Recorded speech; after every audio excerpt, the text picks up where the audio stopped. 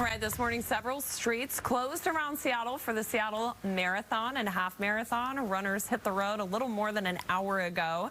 Nikki Torres joining us live from the marathon route. And Nikki, this is probably going to cause some issues for people who are traveling back home after this Thanksgiving weekend this morning. You got to be careful of those runners.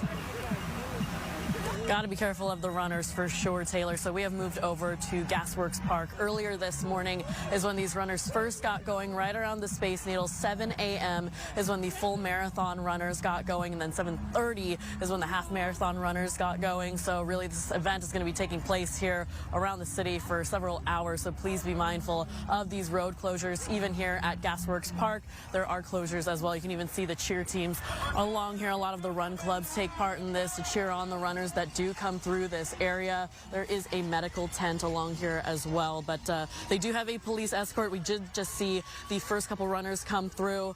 Please, again, just be mindful of the traffic because there are going to be several closures that will surely affect your travel for this morning. So take a look at this. This is the map of the 26-mile route, and it's pretty interesting. Both of them kind of come around to Green Lake, but if you're doing the full marathon, kind of snakes you around UW and down and back. So it's a little bit longer, of course, double the distance. Some of those major road closures do include northbound Highway 99, and that is from Harrison Street to 63rd Street North.